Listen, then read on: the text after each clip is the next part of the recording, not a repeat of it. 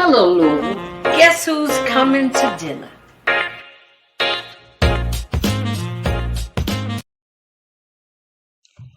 Hello, Louisville. Guess who's coming to dinner?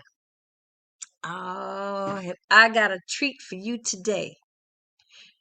We are celebrating Women's Month, and I've tried to invite some of those outstanding women in our community who are moving and shaking and rocking and rolling and doing things and making things happen. And, we've got a lot going on right now. We've got she's here to tell her story. We've got Women's Month. We've got Bloody Sunday anniversary yesterday. So we're going to talk about all of those things with none other than Miss Shameka Parrish Wright. Hello, my sister.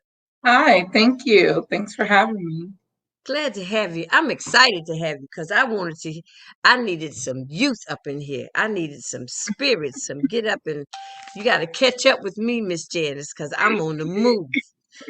So, the one thing that I wanted to do, I told our audience that I wanted to have you doing this Woman's Month, hmm so you could tell your story, how you hmm got involved in the activism, and what kind of moves you. What made you get involved?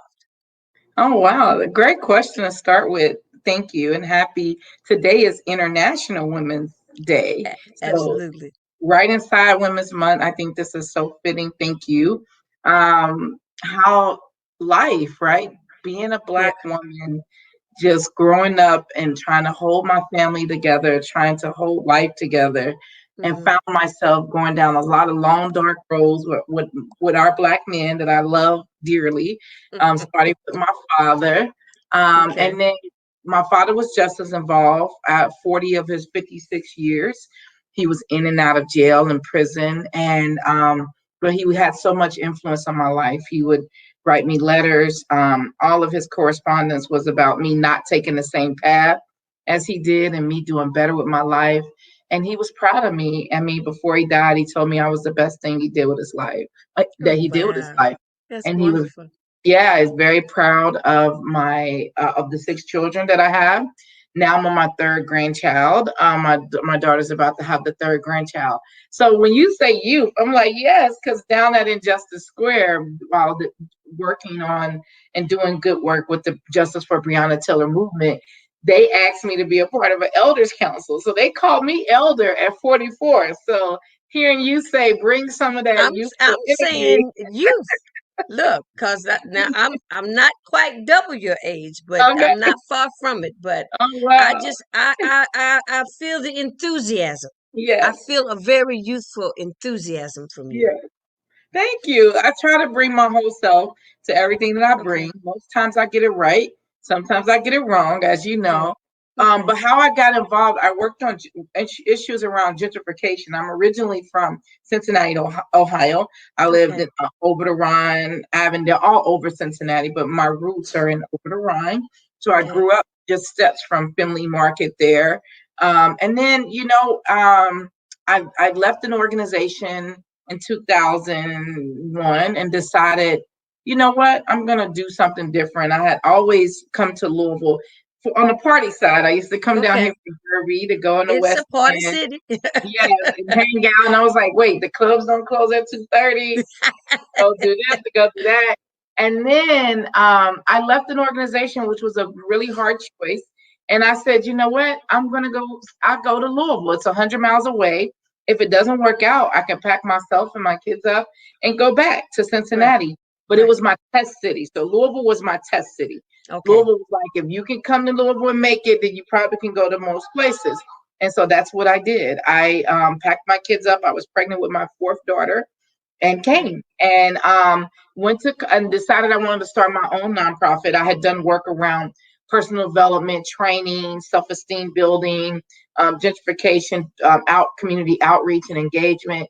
And I said I want to start my own nonprofit. So I went to school, went to JCC, and then transferred to U of L. But while I at one on my internship, I had a list of organizations to choose from. At the bottom of that list, I mean, the last organization was the Kentucky Alliance Against Racist and Political Repression. And Okay. I said, that is a really unique name. And all Right. of my counterparts, because I'm a human services major, I was a human services major. And so all of my counterparts were going to, the usual things like YMCA, like Safe Place, Home of the Right. Innocents, Healing Place. And then my advisor said to me, Shameka, are you sure you want to go to that place? That's a different kind of place. I was like, yeah, I'm always down for an adventure. And I was like, yeah. And it just sounded so grand and so all encompassing that I wanted to be there. So I Right. call up and I talk to Alice Wade, and she tells me to come down the next day and see if it's a good fit. So I get there. First, I'm riding by because it's on Broadway. So I'm Right. driving back and forth. And I was like, whoa, where is this place? I'm looking for a grand building. But no, it was a Say, house. It which was one a of these house that houses had is been it? renovated. 3208 West Broadway. It had been Right. renovated into office space.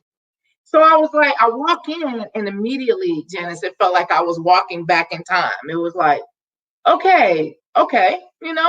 I sat in the foyer. Alice was talking to some other folks. Alan Barnett, we've lost him too. We've lost Alice Wade. But Right. they were just going back and forth. So I was just sitting there. I sat there for 2 hours. And then I said, I'm here to interview for my practicum. I had all these signs that I should Right. probably hit the road, right? But Right. I just wanted to see. And so Right. she said, are you sure this is a good fit for you? I said, yeah, I'm willing to learn. I want to grow. I want to understand about the work that's been happening. And so she said, okay, well, you come back tomorrow. And I said, okay. I come back the next day. And I'm sitting there in the foyer again. And Okay. here comes Ann Braden. She had been teaching at Oh, wow. Kentucky University, and she comes in and she focuses in on her glasses and she says, who are you? I said, I'm Shameka. I'm this intern. I've done this work and here's my resume. And then she was like, oh, so you want to come here and do that? I said, yeah. So she was like, did you? I said, I already met Alice Wade and Alan Barnett yesterday. She gives me a stack of paperwork and told me to go to the League of Women League Voters. of She Women's. has me go to all these community, and then she has me go to, there was a gentleman who had shot, a police officer shot someone who had been handcuffed and naked in the back. And so I was going to their civil suit just to monitor and see what was going on. And I just fell in love with like the work and the people. I met Dr. Blaine Hudson, who we've lost, Bonnie Hines Right. Hudson, Aletha Fields, Maggie Jones, Rhonda Mathis.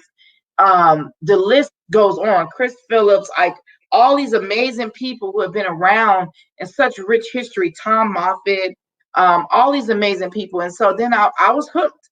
I was You met doing everything they you told met you the not to do. They soldiers, huh? said, yes, yes. You met the And I was like soldiers. Bob Cunningham. All they told me, the school said, don't stay too long, only do your 20 hours. I was doing 40, 50 hours. I was going home to messages from Ann Braden. And the reason why I bring her up is because you talked about Bloody Sunday.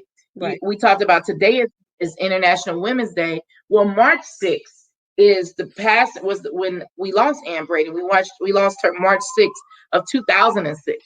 And I remember she wouldn't even let me come to the hospital. I said, I gotta come. We had just worked on a grant to the Kentucky Foundation for Women, and she had me go turn it in, and that's how I met Judy Jennings. But I go to turn it in. I'm on my way home, and I get home, and Carla Wallace is calling me and telling me Ann's in the hospital.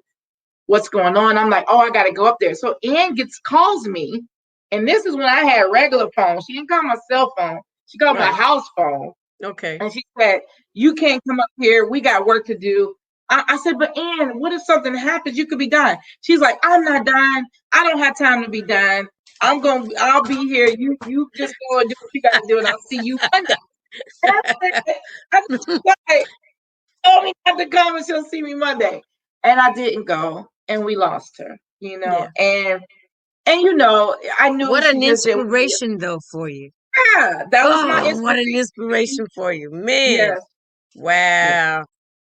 yeah, I knew you were gonna mention her name because yeah. she was like that integral piece that has to be a part of that movement. Just like finally that our Caucasian brothers and sisters finally said they are doing this to them. That's like watching the last night watching Megan. I kept saying to myself, so what were you expecting? I mean, Because you in the land where it's the whitest of the white, like it is woo, it's everything. And look, so they help pay the people to bring us over here. yes. Come on now, don't get me started. So So anyway, you got some white people like Ann Braden, and it's important yeah, to mention her for Women's History Month. She's worked with everyone from Coretta Scott King to Rosa Parks to Ella Baker. Her and Carl Braden were organizing, and Angela Davis and Susie Post, all these amazing people. But what I liked about Ann is that she would tell me, like, I see the world through my white eyes. No matter what I do, I still got white eyes. So it's important that I'm actively working because my people, something's wrong with my people. She didn't do what she did for black people. She did it in liberation of black people. She definitely wanted black people to be free, but she did it because she saw something wrong with her people who were accepting their privilege that the white skin gave them and right, hating black people and brown people and everybody else simply because they thought that sharing of resources of equality would take away from them. And so the right. fact that she turned against her own privilege, she was a Southern Belle. She used to tell me I didn't know if I wanted to be an actress or a writer, you know? She Hmm. had so many directions she can go in her life, and she dedicated her life towards the liberation of people, Yeah, of black people, but really the liberation of her own people her from own that people. mental slavery they put themselves in, thinking that black people need to be under them when we deserve everything and more. And so it's just been an amazing journey. And it's not a way where I idolize this white woman. That white woman had flaws. She Right. and black women had problems with her in the organization, feeling like she lifted up some of the black men. She had some issues. But what I told them after she died, I said, you all should have brought that up while Ann was alive. Don't Right. bring it So on she me could because have I met her so at she this could have stage. addressed it. Yeah. Exactly. I Address it got then my and don't attack me and yeah. question my blackness. Like they got to the point where they questioned my blackness because I came in where all of these things had happened and you all didn't bring it up. Now after my internship, she did make me submit a resume and push for me to be hired as an organizer. So I was hired after my internship. I was hired as an alliance organizer, but what happened is once she died, it created a vacuum, like most matriarchs. When they Right. leave a family, when they leave anything, black women, period, we hold everything up. So when she died, it created a vacuum. And so everybody's like, so some of the black women who feel like she overlooked them were coming out and they were lashing out against me. And I had to let them know, first of all, you all allowed this to happen. She ghost wrote the movement. She wrote letters for you all. She wrote the press things. She did all of these things consciously and in your favor to the point that when Dick Gregory and Reverend Louis Coleman, after she passed, Bubba. they called when the Queen was visiting. Queen Elizabeth was visiting here, Right.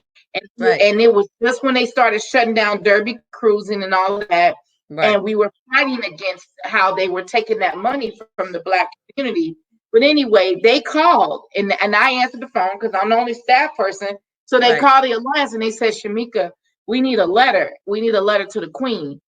And I was like, okay. So Okay. immediately I started researching, found out how you're supposed to address the Queen. Then I just like put it together and told her what we were dealing with. And they took my letter, put the Justice Resource Center on the top of it, just Yeah. stamp that on the top of it, and they gave it to the news.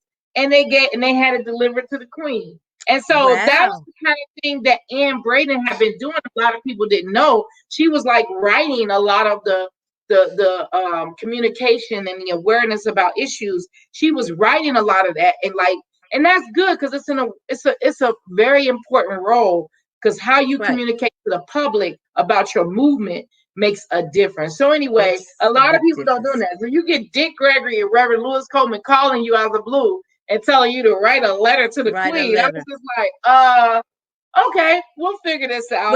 And But you were semi prepared for that because you knew that that's what she had been doing. yes, So it was like you had to pick up where she left off because, like you said, there was a void.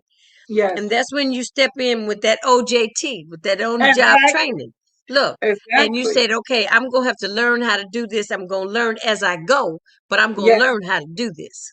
yes, Oh, that's exactly girl, it. please. So What you all the women said. I've right, especially the Black women, all of them have been mentors, whether they recognize it or not. Yeah, I think that anything you believe in, the spirit of God, whatever God you follow, whatever it is, it moves through people, it moves through connections, through relationships, through you reaching out to me and saying, be a part of this.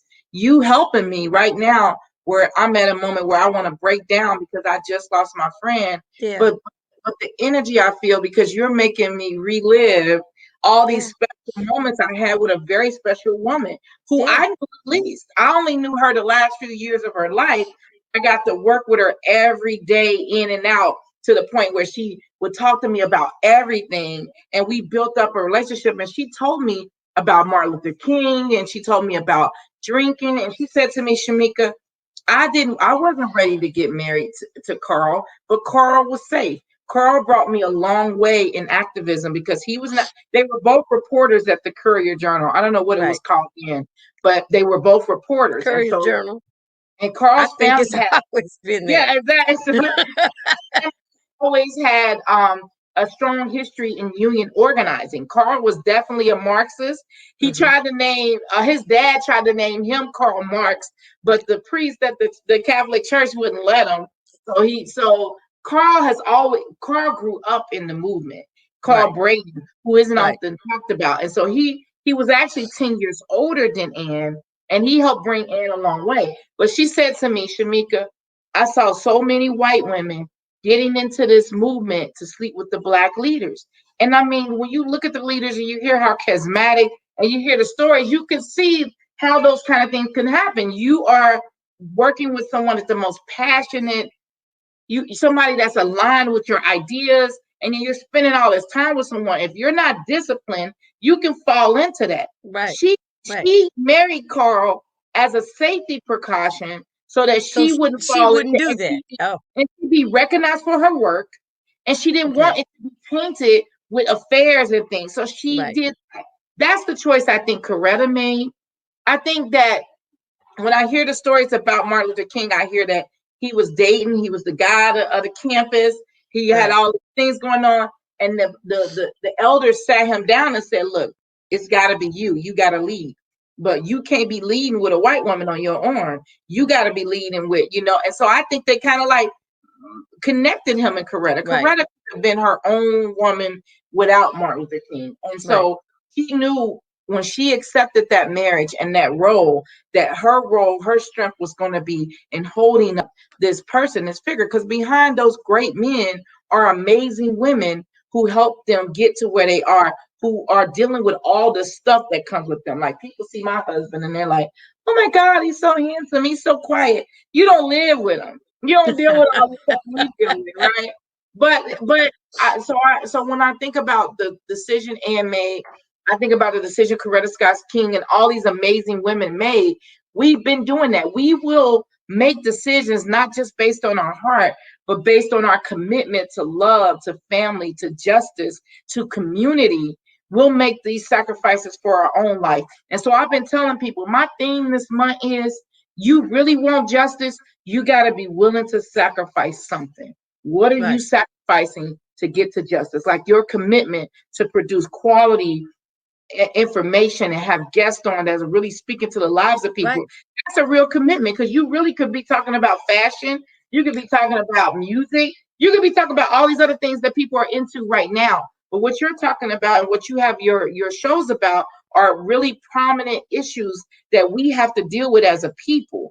And Exactly. that's a commitment. And that means you lose it, you lose some audience. That means you lose something. So I keep telling people, you want justice? Do you really want it? Are you really ready to sacrifice what it takes? Are you ready to sacrifice? You might not make no money. Are you ready to sacrifice?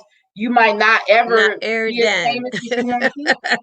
You gotta Yeah. say, I'm Yeah. making this commitment, like Ann did, and not praising Ann because she's a white woman that did it, because all white people should recognize their privilege and use their resources to fight these issues with us.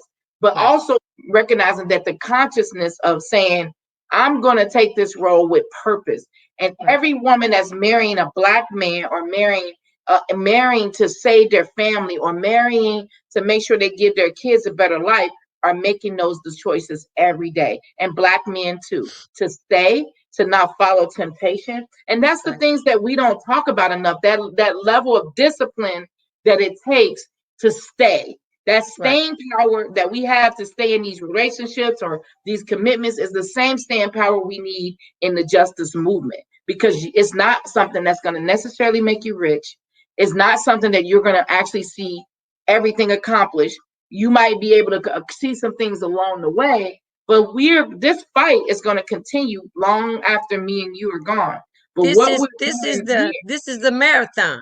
yes, it's the marathon, and you got to be intentional. So that's what I loved about Ann Braden. That's what I loved about Tom Moffitt, is that they were intentional. And all Yeah. the Dr. Blaine Hudson, I learned, he hired me for some work, and I said I felt guilty taking a paycheck because I learned so much. I could listen Right. to him speak about history, and just so knowledgeable. And I learned that, Shameka, you're supposed to learn from every life that you cross. Every life that you Every touch. life.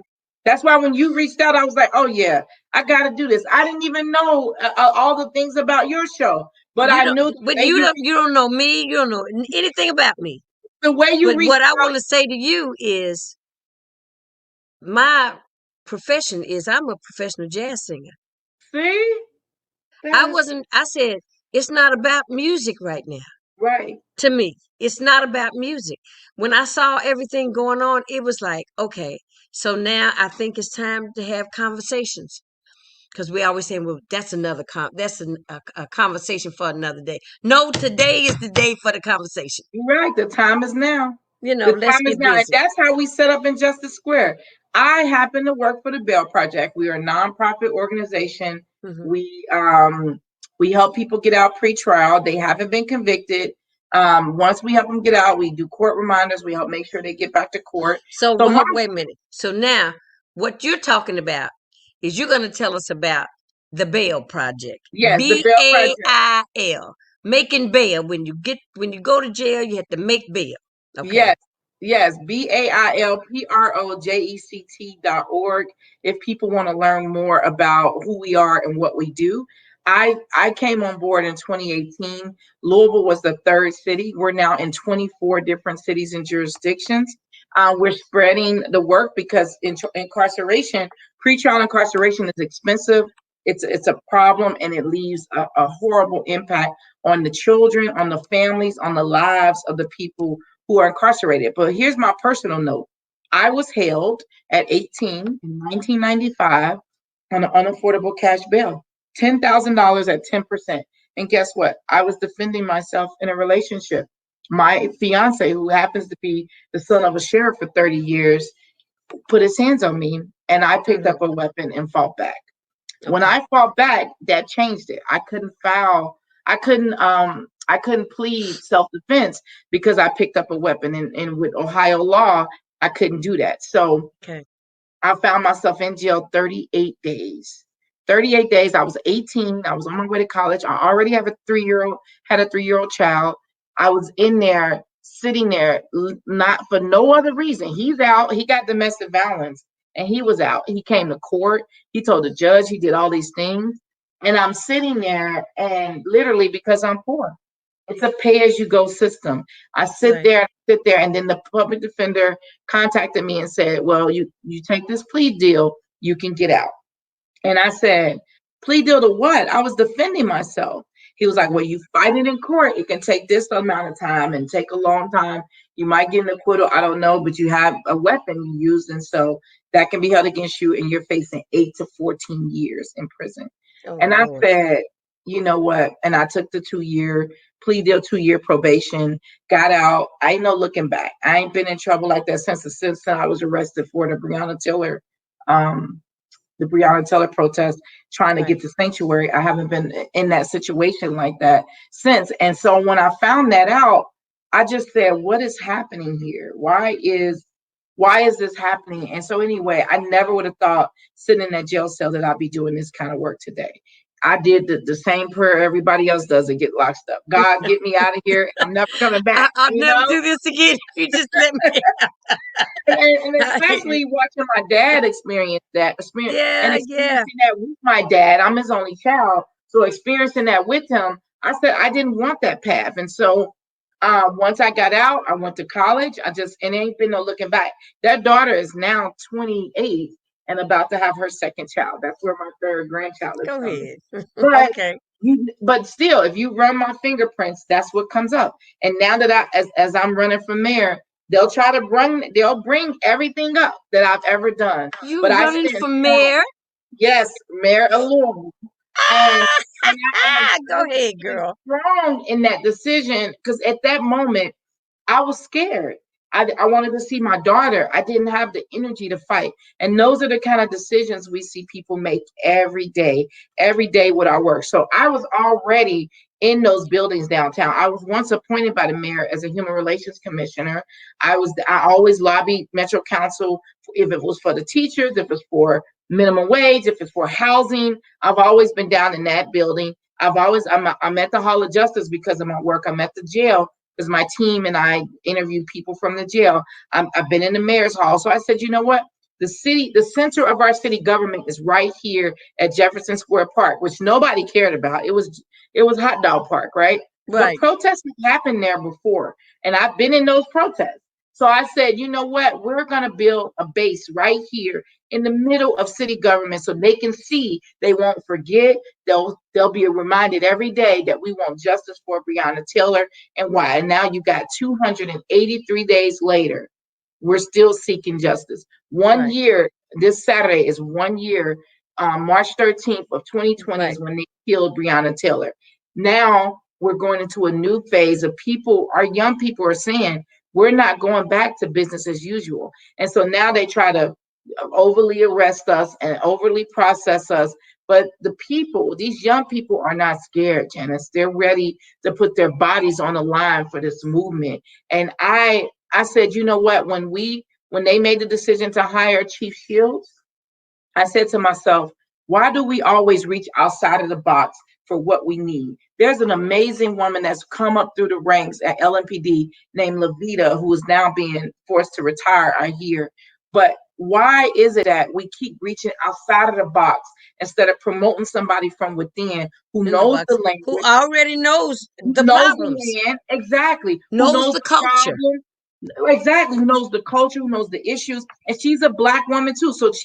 So interim chief Yvette Gentry didn't want it. Okay, she Right. didn't want to be there. But you have Janice. I mean, I'm sorry, I'm calling her your name. I was You have getting ready to say Levita. now I think it's I'm Levita bad, but I don't know if I'm Traeger. that bad. Janice is the person too, right? So you have Levita, who literally could have been promoted up and to be chief and give her that opportunity to help build and heal the city. But Right. no, we go and reach out and we bring a woman in who is not connected. And we think that that's going to give us the answers we need. And that is No. the problem time and time again. And that is why I am running. That's when I made the decision because I was down in Georgia, door knocking in Atlanta for Warnock and Offset. And so Right. I was door knocking with Representative Scott, her daughter, my daughter. We went down there on and like they needed the help and they called out. So we went down there. Representative Scott had went down there before with and her daughter for Stacey Abrams and door knock. And I Right. said, I missed that opportunity. I'm going down for this. So we Right. went down and the people were so amazed. They was like, where are you from? We're like from Louisville. I said, look, we missed our chance to get Mitch out of office in Kentucky. So now we putting our money in your bank, and we need you all to get reduce some of that power. If Right. Warnock and myself get in there, that Right. relinquishes some of that power from Mitch. And they were like, we can't believe you drove down here for this. Yes, we Yes. matter. All of our states matter, and everybody know you change the South, you start to change the world. Anybody that's been organizing know that your organizing has to penetrate the South because what you're able to do in Midwest, West, and Northeast and is Right. different. When you're in the South, you're still in a whole different territory. There's people in some of those counties that don't even know they're free. So you Mm. got to do the real work of They people. they don't even know they're free. Huh? They don't know. And so while we were down there, that's when Wow. I got the news that Chief Shields was coming here. And okay, I'm like, you quit when the similar situation happened with Rashad Brooks. You did get Right. upset. You did speak out, but you left that situation. Yeah. And now you're gonna The come here and next day. situation like Yeah. So that's what I said. So how can you, they needed to heal. So you come to do. So what you come to do? Antagonize us while we trying to heal? I think I she didn't has get a it. progressive agenda, but here's the problem, Janice, that many of us who've been doing this work in this city for 20 plus years know. The police don't follow the chief. They do what they want to do. We have these community meetings with them, and then they'll tell us one thing, and we're working on relationships and healing, and we want to build trust. And then their police come and arrest us aggressively. They treat us like dogs. They hunt us down. That anything you do near that park, you can do anything you want in other parks. You can run naked and you won't be arrested as aggressively and attacked the way we've been at Injustice Square. So I Right. said, if we really want these demands met, if we really want to focus on the people's agenda, if we really want a elected official or a candidate that's going to keep the people first, then people like me, people like you, people who with a real people's agenda have to run. And I had planned on getting more better judges elected. There's over 40 judicial seats coming up next year. Next year's ballot is going to be crazy. And I so I can. said, you know what? This is the time to run. I've been out here with Black women. We're already mayors. People don't realize that. We already decide who gets what, when, where, and how. We're already mayors in our house. We're mayors in our homes. We're mayors at work. We're mayors at and work and family and church. We are the mayors. And we got to stop thinking that rich white businessmen are the only ones that have the answer, or rich white like businessmen. So like you have Councilman James, you were the president of the FOP, sir. You were president of the organization that started all of this civil unrest, the LMPD, Mm-hmm. who killed a woman in the middle of the night. You were their president, and now you've been council person, and now you think you deserve to be the next mayor. What are you going to do that's different? That's why I've been telling people I'm not more the same. And everybody knows me from the work that I've been able to do. They know that it's bigger than Injustice Square. It's the world is watching on the decisions we make because everyone is dealing with police state, over policing, violent policing, police Right. brutality has run our cities and our towns for too long. So Right. we got to be willing to take our power back. They work for us. They are Right. paid to Right. enforce law. We don't pay them to be the only law of the land to the point where they're judge, jury, and executioner. So they can come they can kick in my door right now and come and kill me. And that's okay. And it's justified. And Yeah. that's not what we deserve. And I've been telling people we deserve better.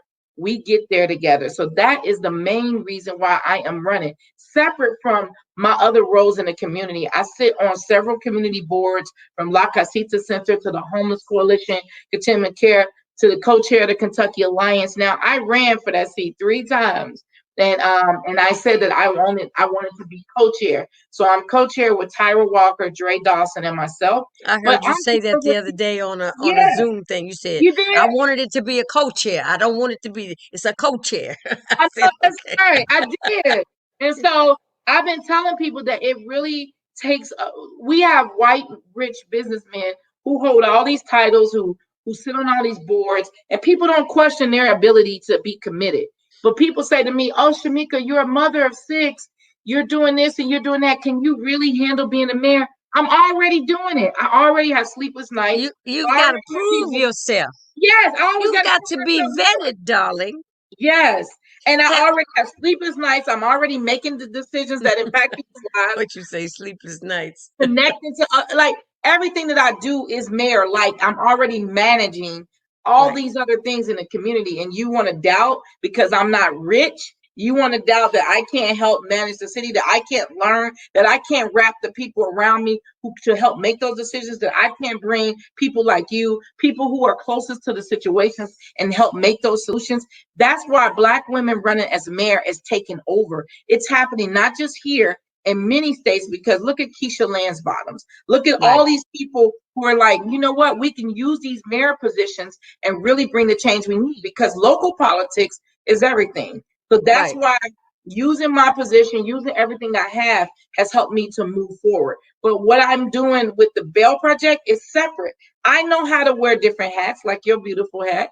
I know how to wear Thank you, different darling. hats because they, you know, it matters. It matters that you have representation that looks like you, and it gives our young people. And that's who I'm really running for, because they've given up hope, Janice. They're willing to die for Well, this I'm gonna dream. tell you. Let me say this to you. I'm gonna let you take a breath. 'Cause, see, this is what I said when I said I knew that you had something to tell us, and you Yes. can't get it in a sound bite. No. But see, I know right now that Miss Shameka Parrish Wright knows what she knows, what she knows she knows. That's what I have nieces, and I'm saying there's when you know what you know that you don't need no one else can question you. No one else can make you doubt yourself. And to be able to stand up on what you know that you know, Yeah. that's a heck of a stance right there. Yes. So when you step out on that, you step out on it like the woman that you are, because you got your skill set is you have a plethora, as they would say, from A to Z. Say so. What is it that you need me to do? Oh, I've had experience in that. I've had experience in that. And you are the voice. Sounds to me, my sister, that you have the voice that we need to hear. I That appreciate that that. that's ready. That's ready to lead. I Yeah. mean, girl, you done got me almost raised up off this chair down and put these two pillars in so I can be taller. But I'm saying that's what I was talking about. That youthful energy. I mean, you done Yeah. brought tears to my eyes. You just make me feel, because I know they don't have any hope. Well, I Yeah. left Louisville when I turned 21, Mm-hmm. 22, and I went away. And when I came back, I was told that our kids don't expect to live past 18 years old. I said, what? They said, they don't. They don't. And I'm like, why? Because I know I came from a very vibrant upbringing, you know, not not with all the crime that we see today, but Louisville was a whole nother place. A whole, I mean, I was born in Beach Terrace. Oh, wow. I'm born in Beecher Terrace, but real quick, I was the first to graduate college in my family, Kentucky State. I've got 50 years in show business, lived in Paris, lived in New York, lived in Right. Las Vegas. You know what I'm saying? So Yeah. when I come home, you don't know what I've done. Right. You know what I'm saying? You know me, but you don't know me. I love But that. um, I'm here, and this was more important to me. I'm a child of the civil rights movement. You are. I demonstrated for open housing, Nice. 1968. I was standing on 28th and Greenwood when the riot broke out. See, it Wow. wasn't really a riot that broke out. A little boy threw a pop bottle off a building. And when that pop bottle crashed, everybody scattered. Wow. You hear me? I'm Mm-hmm. looking at it. Mm-hmm. So it was not that it was just a riot that ensued after that. It was chaos. It was chaotic, but it was caused by a child's prank. Right. Okay, uh, and my involvement. My mother took me to Martin Luther King's funeral. Wow. That was big to me. That's And huge. she took me out of school. She said, "You're involved." I used to go to Quinn Chapel up on Ninth and Chestnut. When I get out of school, I say, Mama, I'm going to do my homework. I'm going to catch the bus. I'm going to Quinn Chapel. If I'm not home by 10 o'clock, pick me up at Children's Center. Wow. Okay. So I've got my I've got my marching papers, Yeah. because I've been there and I've done that. And let me say this to you. I was watching Saturday on Facebook. I got stuck because I saw kids marching down on Jefferson Street. And I'm watching, um, and I know that our presence is antagonistic in itself. Exactly. When you show up, thank you. When we show up, when our young people show up, they already are treated as weapons. Just their Right. brown skin, just their black skin, just their beautiful skin. When they see that, they're already threatened. And so thank you for acknowledging that part. I saw Anytime that they and come I up was on like, things. so, but there's another piece to that, that how we need to go about it. Because I'm watching different people and I'm saying there are some things that have not been passed on to you, Right. to them, to say, this is how you do this. This is how you move. This is when you sit down. Mm. This is when you start singing. Yep. You know what I'm saying? This is when you do those kind of things. This ain't when you cuss them out. You don't Yeah. have to say nothing because just the mere fact Just that your you are presence there or in holding their sign. face. Yeah, you could just sit there and hold a sign and get the message, or you can pass out literature that makes them read and engage and look at. So there's ways to approach it. I think our young people have always been bold, have always Always. Yeah. have always been showing up, and the ones that decided to sit at the lunch counters, those weren't the ones that many people said don't do that, but Right. they chose to do it. But the way that they did it, they were disciplined. They They sat sat there, they there, took it. strong message like Rosa Parks sitting on Right. that bus. I'm gonna respectively tell you, no, I'm not going anywhere. So there is ways to do it, and I think that they're still learning that. And I Right. think that they did not want that intention. But I will say, the chants that they've been singing and those things, they've been singing those period, and then all summer long. And I Yeah. think that nobody was thinking like, okay, we're around a different audience. Maybe we should change some of those chants and take some of those words. And that I think when that messaging came out, they've been looking to make protesters violent, Right. They unorganized. want to change the law that you can't say something to a policeman. Get out of Yeah. here. Yep. They And already that's what have the qualified legislation. immunity. What else you want to give them? Exactly. They're the most, thank you, Janice. They're the most protected working class. They have more protections than any of us on our jobs. Yeah. Any of us. And we're just saying, can you all be held accountable when you make a mistake? Make a When you mistake. mess up, Exactly. because if I mess up, I'm getting a drug test. I'm going to be questioned. I don't get to run in and out and do what I want to do while a murder And investigation have is have happening. 6 different ways to appeal my case. Yes, exactly. And then I don't have to say nothing for 48 to 72 hours. So then that really makes you be able to have an advantage of creating a narrative. And that's what we've been seeing this whole time. They've been able to create the narrative, Create and a they want to narrative. distract from Exactly. LMPD is guilty, and they want to distract from that. Now I know people say, how can you say that when if you become mayor, they're going to be under you? Yes, I understand that. But accountability should be transparent no matter what position you're in. And when Right. you're in a public sworn to protect and serve position, then you have to live your life up aboard. Because guess what? If our young people saw the police committing less violence, that's one way to directly impact gun violence. What does gun violence feed from? You've seen that people with guns have power, have control, can dominate a Mm, yeah. situation, and that's what they're getting in their heads. Every Right. time they see a police officer with a gun, they see the changes in me and you. Like me and you, we got insurance, we got license, we're legit. But I'm still, police get behind me right now, I still feel something. And so our kids see that. They see Right. us reacting. They see us telling them to be quiet, put their seatbelt Right. on, straighten up right. They see us jerking and acting. That's telling them that those people, why do they have power, mom? They got on a uniform, they got a gun. And Right. those two things changes things. And if you look at gangs have uniforms and they have weapons.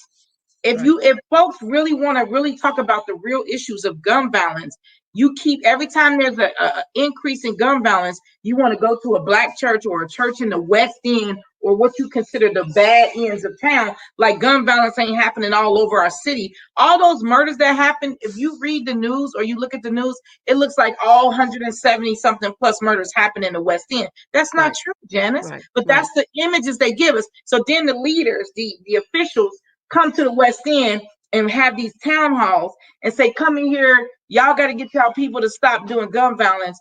But the people showing up into these town halls ain't the killers. Those Mm-hmm. ain't, what messaging do you have to the people who actually make that choice to kill? What targeting message do you have? You're talking to their grandparents, their aunts, their cousins, maybe. You're Mm-hmm. talking to the church they go to, the community center they might go to. But those people ain't gonna show up at no anti-gun violence rally and tell you why they killing somebody. What do you have? But if they see that the police are actively making changes, that they have social workers with them, mental health people with them, Right. that's helping them so they don't have to kill within the first 30 seconds that they arrive on the scene, guess what that does? That changes hearts and minds. When Right. they see the police using a gun or using a gun as the ultimate last thing they should do in any given situation, Right. guess what that does? That Right. changes hearts, that changes minds. If we want to get a hold of our gun violence, it starts with us getting a hold of the violence that's committed by those that are sworn to protect and serve. They are the most violent gang-like behavior we have in our city. Right. They kill us in the middle of the night, and even if they think it's drugs, it wasn't no drugs in Brianna's home. No. But No. even if it was drugs, are you telling me what you thought you was gonna find in her Right. house was more important than her life? And Is no. that And what then you're then saying? you search your house before you give attention to her body laying on the ground.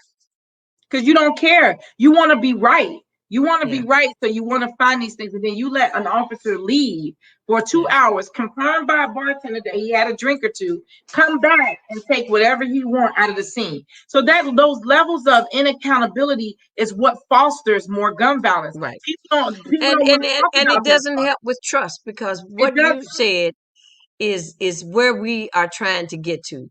We Yep. need to change hearts Yep. and minds Hmm. because we do a lot of things and when I do this show and I want voices to be heard because there has to be somebody somewhere that says something that can make a difference. Hmm. And I know that when I have the show, I'm preaching to the audience. I'm preaching to the choir rather. So that the choir is listening.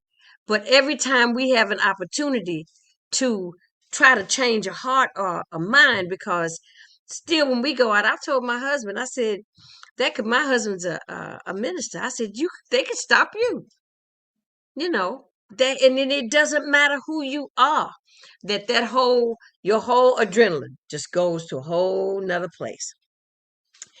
But I think with you at the helm, Miss Shameka, I think we be that's like Mr. Ja'Cory Arthur. I said, woo, they don't know He's what this brother's powerful. getting ready to bring to the forefront He because is he ain't powerful. no joke.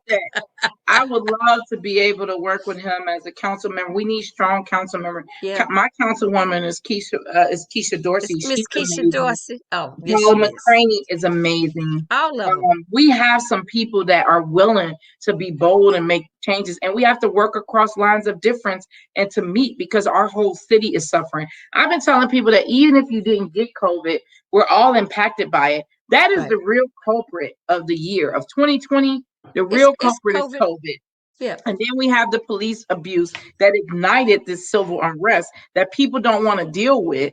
And then we have our young people who are being blamed for everything. Every time something goes wrong, it's the young people. Every time there's some type of issues or unrest, it's the young people. No, the young people are products of an environment that we help create, that we foster. We have to also know that this is their present, this is their future, this is their past, this is their history being made right now. This is her story. Are we listening to them enough? And I think as elected officials, we have to listen more. And just leaders and just elderly, like all of us have to listen more. And we got our experiences, we got things that we know, but they're living it right now. They know what it feels like to come up on that scene. They told me they will die. They told me at that Injustice Square, Miss Shameka, I'm willing to die. I'm tired. And I ain't, I've been through a lot, but I just been like, I always found a reason to hold on.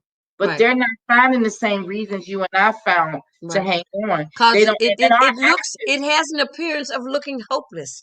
it I said, does. but if we don't have hope and we don't have faith at the same time, then we lost.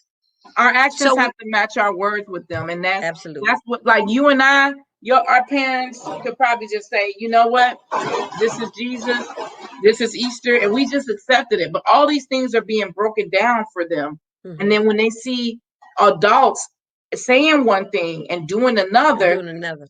it does not help. That's why the police is part of the problem Right. that people don't want to deal with. I'm not running this whole campaign based on the police, but there's no way to run this campaign without knowing that we have to address the police. We also have to address the injustices that are baked into the hiring practices. Why we don't have livable wages, why we don't have people who can stay here, why we're not creating environments where our young people want to go away like you and I did and come back Come and back. get their education and come back, or get their education and stay, because there's not a lot of opportunities. That glass ceiling, you've broken through it, I've broken through it. So imagine what it feels like to them. You feel smothered. You feel like, I'm just here to pay bills and die.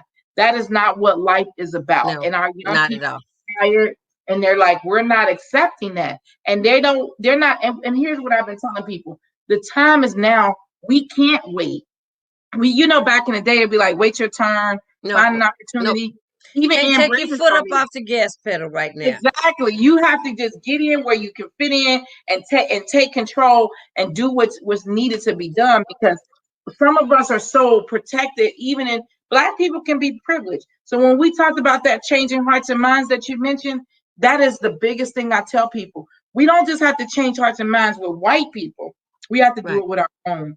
Right. The biggest thing we fight with this Breonna Taylor case and with police abuse and police accountability is that people are saying, well, if they just comply, our people, our Black people, if they just comply, they'll be fine. My friend Sam DuBose complied, pulled over, still died at a traffic stop off of a missing license plate that he had in his car.